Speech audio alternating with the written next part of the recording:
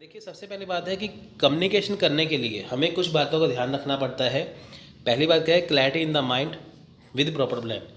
आपके दिमाग में, आपके क्या मन में, जो आपके दिमाग में क्या है, आपके दिमाग में स्पष्टता, क्लैरिटी होनी चाहिए किस चीज़ की। जो आपने प्रॉपर प्लान बनाया है, आपको कैसे अकॉर्डिंग चलना है। जैसे अभी आपका देखिए यूजीसी नेट का एग्ज़ाम आने वाला है, तो आपको उसके लिए क्लैरिटी होनी चाहिए कि इस तारीख को मेरा एग्ज़ाम है, तो तब तक मैं अपना सिलेबस ख़त्म करूँ।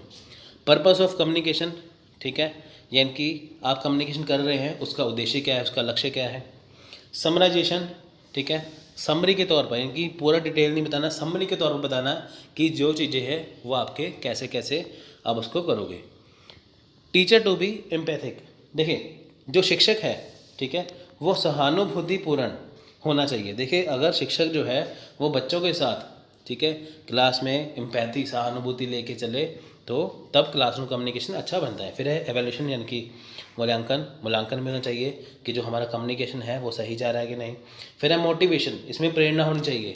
कम्युनिकेशन करने के जरिए आपको किसी फ्रीडम फाइटर की या किसी महान जो फिलोसफर है उसकी जो आप एग्जांपल दोगे तो उससे बच्चे मोटिवेट हो जाएंगे। एक्सपेरिमेंटेशन, यानी कि प्रयोग, एक्सपेरिमेंट करके देखना कि आपने जो कम्युनिकेशन के लिए जो चीज़ जुड़ी, जो सोची हुई हैं वो क्या सही हैं, ठीक है। एक्सपेरिमेंट करके देखना क्या वो सही जा रही हैं। उसके बाद self assessment of a teacher.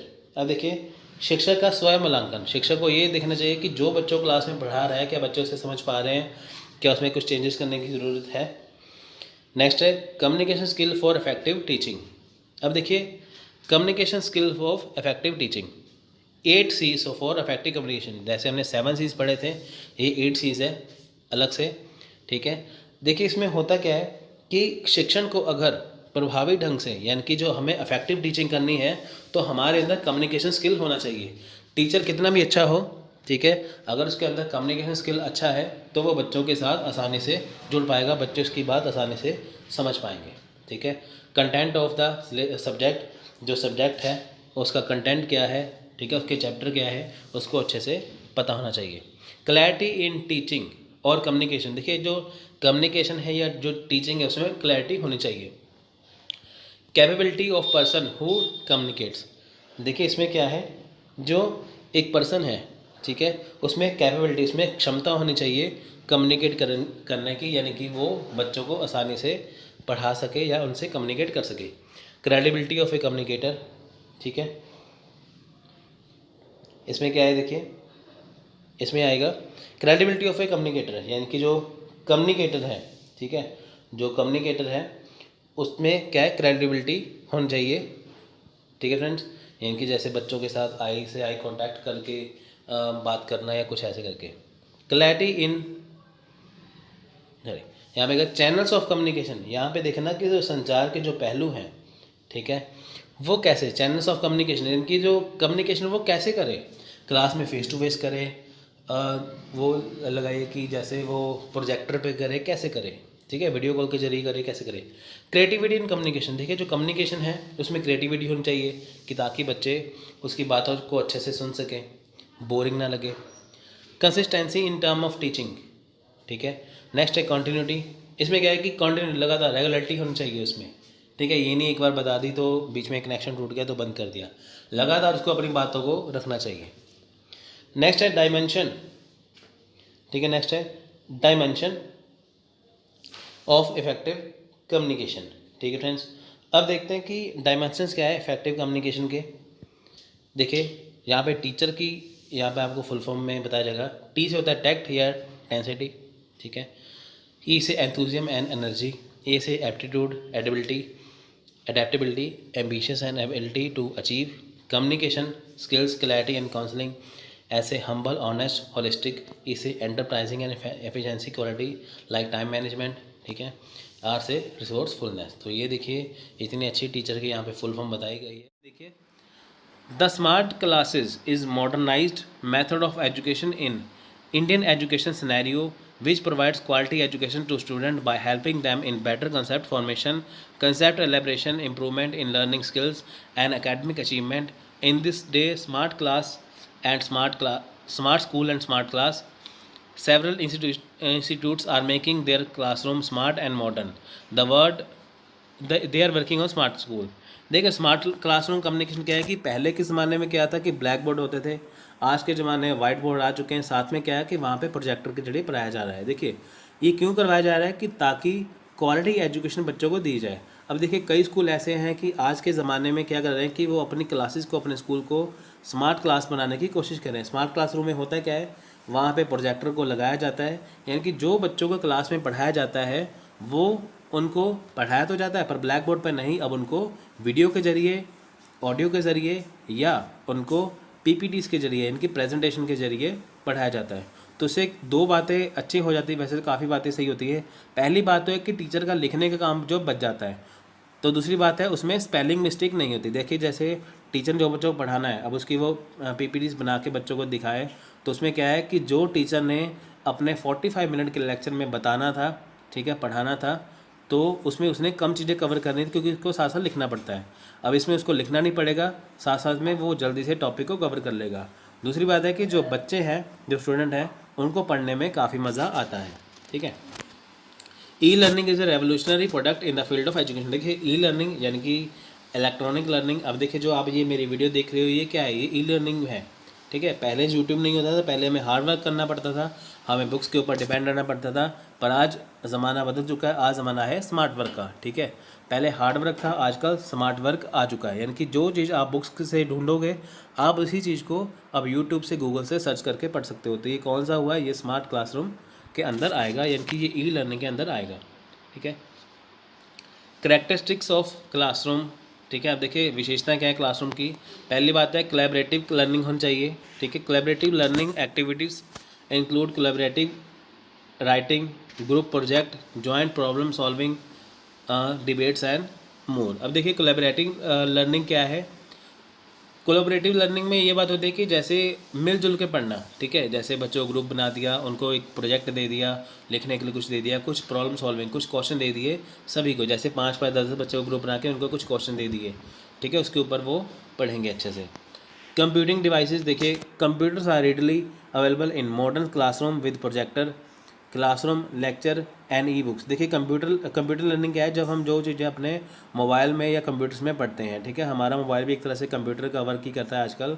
तो जो चीज़ें हम अपने कंप्यूटर में पढ़ते हैं, जैसे आप देखिए वीडियो लेक्चर्स है, कुछ ई बुक्स है, जैसे PDF हो गई या कुछ हो गया, हम जब वो पढ़ते हैं वो है कंप्यूटिंग डिवाइसेस। ठीक है। Mutual respect. देखिए teacher and students should always have respect for each other. देखिए टीचर को और स्टूडेंट को एक दूसरे की रिस्पेक्ट करनी चाहिए। Students should follow their value and they will always receive guidance from them. देखिए जो स्टूडेंट्स हैं उनको जो है वो टीचर की जो गाइडेंस है उसको हमेशा फॉलो करना चाहिए, क्योंकि हमेशा ज़िंदगी में उनके वही काम आएगा। Also teacher should encourage student to speak with confidence and value for their opinion. और टीचर को भी अपनी जिम्मेदारी को ठहराते हुए उनको स्टूडेंट को भी इनकरेज करना चाहिए साथ साथ, कि ताकि जो स्टूडेंट है वो अपने लक्ष्य को पा सकें। ठीक है। Next evaluation. देखिए regular evaluation are carried out by teachers through various method which are not restricted to test. देखिए इसमें these can be conducting quizzes and polls. देखिए एवेल्यूशन कहाँ पे आता है कि क्विजेज में या पोल्स में ये आता है।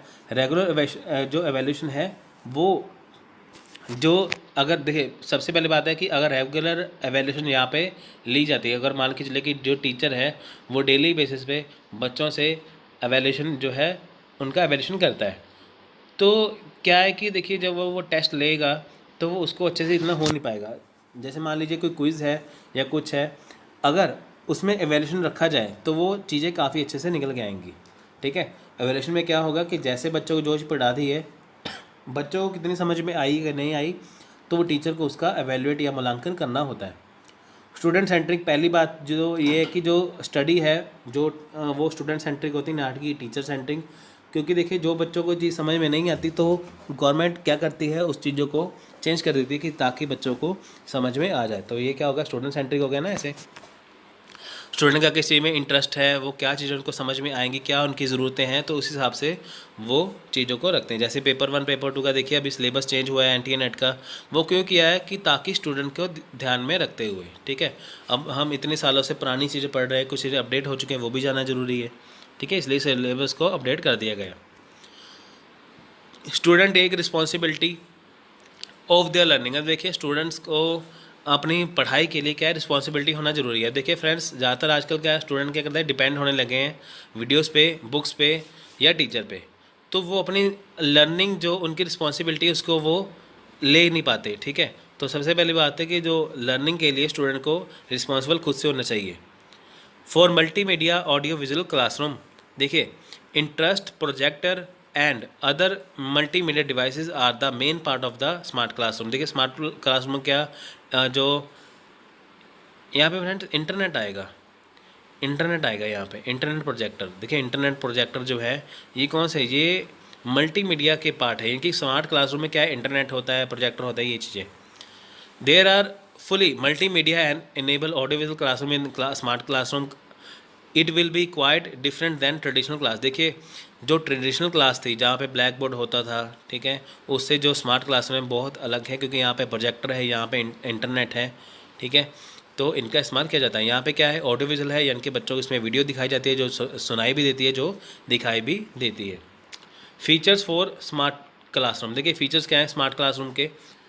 देखिए रीडेकोरेटेड इंटीरियर्स, इनहेंस लाइटिंग कंट्रोल। देखिए पहली बात है जो जो जो जो इंटीरियर है उसको रीडेकोरेट करना पड़ता है, कि जो आपके क्लासरूम में चीज़ें हैं उसको हटा के नई चीज़ें लगानी पड़ती हैं। इनहेंस लाइटिंग कंट्रोल, अब देखिए कि जो लाइटिंग कंट्रोल है, जैसे पढ़ाने जाएं, जैसे हम प्रोजेक्टर को ऑन करते हैं तो हमें क्या है, अंधेरा करना होता है, सारी लाइटें बंद करनी पड़ती हैं। A wireless mouse to control the computer and projector from anywhere in the class. देखिए वायरलेस माउस ज़रूरी है, क्योंकि जैसे मान लीजिए कि सामने क्लास में हम पढ़ा रहे हैं तो वायरलेस माउस के ज़रिए क्या है कि जो टीचर क्लास के पीछे जाके भी उस चीज़ को चेंज कर सकते हैं। ठीक है, तो document camera and DVR new projector. देखिए प्रोजेक्टर से होना चाहिए, डीवीडी या वीसीआर होना चाहिए, या कैमरा होना चाहिए साथ में। ठीक है, a smart symposium that allows you to make electronic notes and images appear. देखिए इसमें क्या है कि जो कुछ नोट्स हैं, इमेजेस हैं, वो होनी चाहिए उसमें चलाने के लिए। जैसे पेन ड्राइव में कुछ चीज़ें हम चलाते हैं ना उसमें, अब देखिए उसमें चीज़ हो ही ना, पेन ड्राइव हो ही ना, हमारे पास कुछ हो ही ना, तो हम क्या चीज़ चलाएंगे वहाँ पे, वो होना ज़रूरी है। ठीक है friends, the classroom performance system CPS to get real time answer from student in class by means of wireless multiple choice response devices. देखिए इसमें क्या है कि क्लासरूम परफॉर्मेंस जो सिस्टम है उसको ध्यान से अच्छे से बढ़िया करने के लिए स्टूडेंट से क्या है, वो wireless multiple choice response device होनी चाहिए। ठीक है, अब देखते हैं इसका क्वेश्चन। देखिए in classroom communication the teacher send the message either a words or images the student are really. जब क्लासरूम में जब टीचर मैसेज सेंड करता है बच्चों को वर्ड्स में या इमेजेस में, तो स्टूडेंट क्या होते हैं, देखिए दो स्टूडेंट इसमें क्या, स्टूडेंट इसमें क्या है, ये दिसंबर 2014 क्वेश्चन था। इनकोडर, डिकोडर, एजिटेटर या प्रोपगेटर, तो आंसर आएगा डी प्रोपगेटर्स। ठीक है फ्रेंड्स, तो यहाँ पे डिकोडर भी आ सकता है। देखिए क्योंकि जो स्टूडेंट है वो मैसेज को रिसीव कर रहे हैं, स्टूडेंट मैसेज, जो टीचर है वो मैसेज को दे रहा है। टीचर हुआ इनकोडर तो बच्चे हुए डिकोडर। यहाँ पे प्रोपगेटर भी आ सकता है और डिकोडर भी आ सकता है, दोनों ही ऑप्शन सही हो सकते हैं। डिजिटल एम्पावरमेंट मीन्स, देखिए डिजिटल एम्पावरमेंट क्या है, दिसंबर 2014 क्वेश्चन है ये। Universal digit literacy, universal access to all digital resources, cooperative digital platform, perspective governance या probability of entitlements for individual through clouds. देखिए तो इसका आंसर है, देखिए यहाँ पे आपको ढूंढना पड़ेगा। इसका राइट आंसर है ऑप्शन नंबर डी, यानी कि 1 2 3 4 चारों के चारों सही है। ठीक है, आजकल ज़माना डिजिटल है तो इसलिए